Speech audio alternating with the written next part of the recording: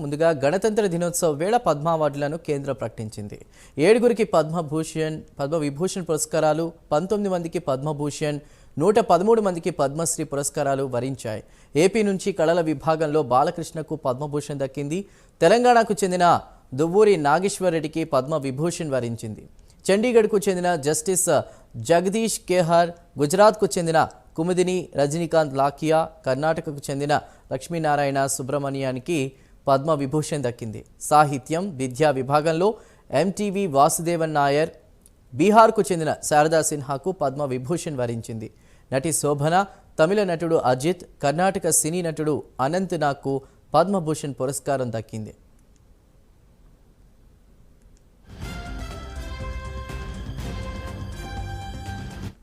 నటుడిగా, రాజకీయ నేతగా బసవతారకం క్యాన్సర్ ఆసుపత్రి చైర్మన్గా బాలకృష్ణ వ్యవహరిస్తున్నారు.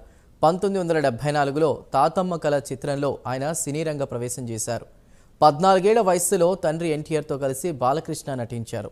సాహసమే జీవితం చిత్రంతో హీరోగా బాలకృష్ణ పరిచయం అయ్యారు. ఇప్పటి వరకు 109 చిత్రాల్లో ఆయన నటించారు. వాటిక పద్మభూషణ్, పద్మవిభూషణ్ పురస్కారాలు ప్రస్తుతం ఇవ్వడం జరిగింది కేంద్రం. దీనిపై మరిన్ని అప్డేట్స్ని మా నేషనల్ బ్యూరో చీఫ్ కళా అందిస్తారు. కళా, చెప్పండి. చందు, గణతంత్ర దినోత్సవాన్ని పురస్కరించుకొని కేంద్ర ప్రభుత్వం ఈ రోజు పద్మ అవార్డులను ప్రకటించింది. మొత్తము ఓవరాల్ గా 139 మందికి ఈ పురస్కారాలను ప్రకటించింది. ఇందులో 7గురికి పద్మవిభూషణ్, 19 మందికి పద్మభూషణ్, 113 మందికి పద్మశ్రీ పురస్కారాలను ఎంపిక చేసింది.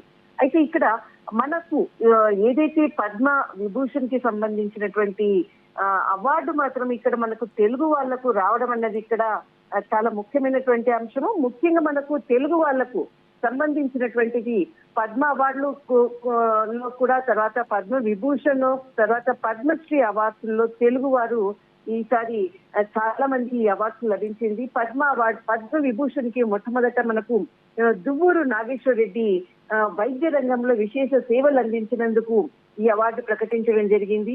పద్మవిభూషణ్ దాదాపు 109 సినిమాల్లో నటించినటువంటి నందమూరి బాలకృష్ణకు ఈ కళారంగంలో విశేష కృషి చేసినందుకు, తర్వాత అటు క్యాన్సర్ హాస్పిటల్లో విశేష అంటే బసవతారకం హాస్పిటల్ కి సంబంధించినటువంటి సేవా కార్యక్రమాలను దృష్టిలో పెట్టుకొని మొత్తము పద్మభూషణ్ అవార్డుని ఈసారి నందమూరి బాలకృష్ణకు ప్రకటించింది. పద్మశ్రీ అవార్డు ఇక్కడ మనకు ఏపీ తర్వాత తెలంగాణ 2 రాష్ట్రాలకు సంబంధించినటువంటి ముఖ్యమైనటువంటి సాహిత్య రంగం అనుకోవచ్చు, కళారంగం అనుకోవచ్చు.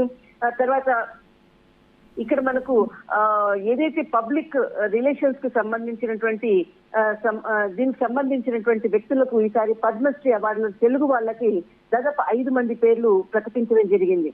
కేఎల్ కృష్ణ విద్య సాహిత్యంలో ఏపీకి చెందినటువంటి సాహిత్యవేత్త, ఈయనకు పద్మశ్రీ అవార్డును ప్రకటించింది. తర్వాత మాడుగుల నాగపల్లి శర్మ గారు, ఈయన కళారంగం నుంచి ఆంధ్రప్రదేశ్ నుంచి ఈయనకు ఈ అవార్డును ప్రకటించారు.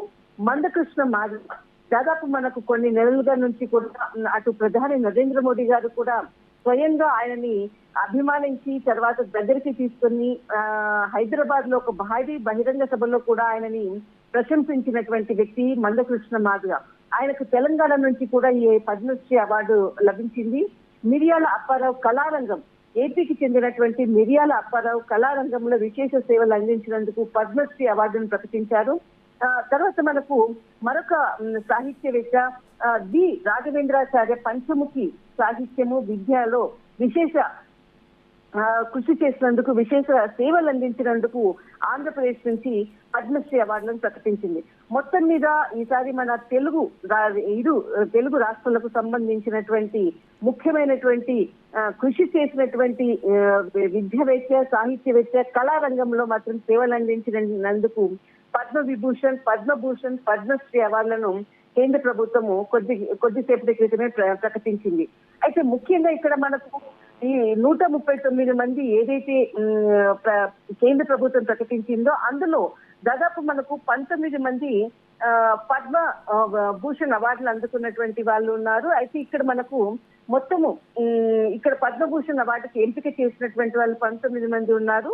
అయితే ఇక్కడ మహిళలకు సంబంధించినటువంటి అంటే ఏదైతే 139 మందిలో 23 మంది మహిళలకు ఈసారి మనకు పద్మ పురస్కారాలు లభించింది.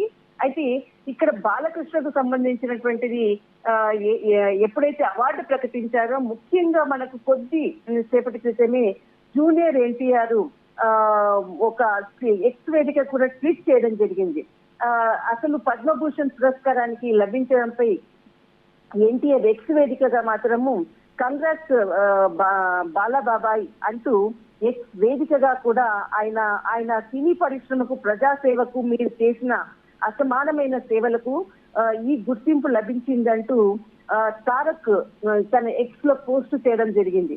అయితే మొత్తం మీద మాత్రము తెలుగు రాష్ట్రాలకు సంబంధించినటువంటి అటు కళారంగము, సాహిత్య రంగము, కళారంగము, సాహిత్య రంగానికి విశేష సేవలు అందించినందుకు ముఖ్యమైనటువంటి వాళ్లకు కొద్దిసేపటి క్రితమే ప్రకటించింది. దాదాపు మొత్తం 139 మందికి ఈ అవార్డులు రావడం అన్నది ఇక్కడ ప్రధానమైనటువంటి అంశం. Chendu right Karan, thank you for the updates.